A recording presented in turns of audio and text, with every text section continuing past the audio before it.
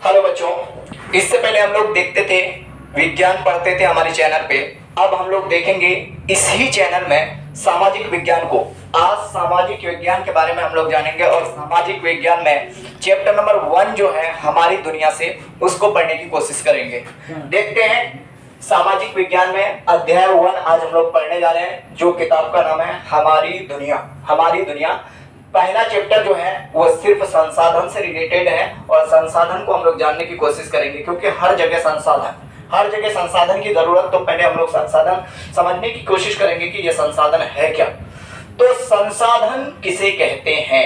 संसाधन किसे कहते हैं? तो आंसर में हमने लिखा है मानवीय आवश्यकताओं की पूर्ति करने वाले सभी वस्तुएं संसाधन कहलाती है। यानी कहने का तात्पर्य यह है कि इंसान की जरूरतों को जितनी भी चीज पूर्ति करते हैं, ये सारे चीज संसाधन कहलाते हैं। यानी इंसान को अगर एक मार्कर का जरूरत है, एक पंखा का जरूरत है, एक टीवी का जरूरत है, एक बेंच का जरूरत है, ये सारे जरूरतों का जो चीज है वो संसाधन कहलाते हैं।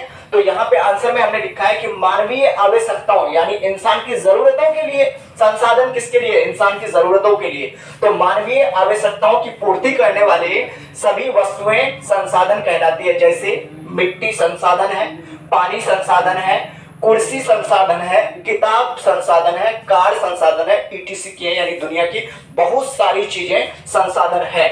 अब आ गए हम लोग संसाधन के प्रकार जानने की कोशिश करते हैं कि संसाधन कितने प्रकार के हैं। संसाधन कितने प्रकार के हैं? तो संसाधन के प्रकार को जानने के लिए एक डायग्राम का इस्तेमाल हम लोग किए हैं। ये डायग्राम के माध्यम से, ये चार्ट के माध्यम से हम लोग जानने की कोशिश करेंगे कि संसाधन कितने प्रकार के हैं। सबसे पहले संसाधन को हम लोग 3 ग्रुप में बांटे हैं, यानी 3 भाग में बांटे हैं।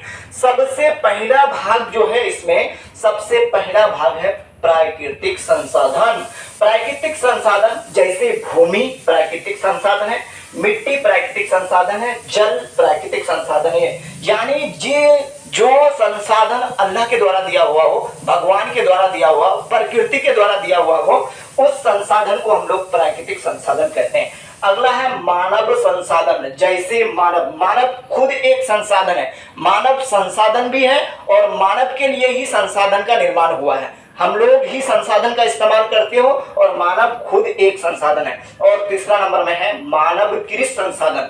जैसे मकान, कार्यालय, हवाई अड्डा, यानी इंसान के द्वारा, मनुष्य के द्वारा जितना चीज का निर्माण होता है वो मानवकृत संसाधन है। जैसे मकान को कौन बनाता है? मानव बनाता है। कार्यालय को मानव बनाता है, हवाई अड्डा को मानव बनाता है, कुर्सी को मानव बनाता है, बेंच को मानव बनाता है, पंखा को मानव बनाता है, बल्ब को मानव बनाता है। जितने चीज इंसान बनाता है यानी मानव बनाता है वो मानवकृत संसाधन में आता है। अब देखते हैं ये तीनों भाग में जो भाग पहला प्राकृतिक संसाधन है उसको हम लोग 5 ग्रुप में बांट दिए हैं। कितने ग्रुप में? 5 ग्रुप में। पहला भाग है उसका विकास एवं उपयोग की दृष्टि से, एक पहला भाग हुआ। दूसरा उत्पत्ति के आधार पर, तीसरा उपलब्धता के आधार पर, चौथा वितरण के आधार पर यानी बांटने के आधार पर, और 5वां स्वामित्व के आधार पर। फिर ये जो है हर एक पार्ट का 2-2 पार्ट है और लास्ट वाला पार्ट का 3 पार्ट है। सबसे पहला का जो है विकास एवं उपयोग की दृष्टि से जो है वो 2 प्रकार के। कितने प्रकार के? 2 प्रकार के। पहला है वास्तविक संसाधन, दूसरा है संभाव्य संसाधन। वास्तविक मतलब वो वास्तविक रूप में है और संभाव्य मतलब जिसकी भविष्य में संभावना है होने का। दूसरा है उत्पत्ति के आधार पर जैव संसाधन, अजैव संसाधन। उपलब्धता के आधार पर नवीकरणीय संसाधन, अनवीकरणीय संसाधन।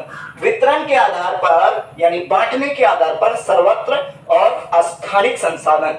और 5वां जो है स्वामित्व के आधार पर, उसी का प्रकार को हम यहाँ साइड में लिखने की कोशिश किए हैं। स्वामित्व के आधार पर 3 प्रकार के, एक निजी संसाधन, राष्ट्रीय संसाधन, अंतरराष्ट्रीय संसाधन।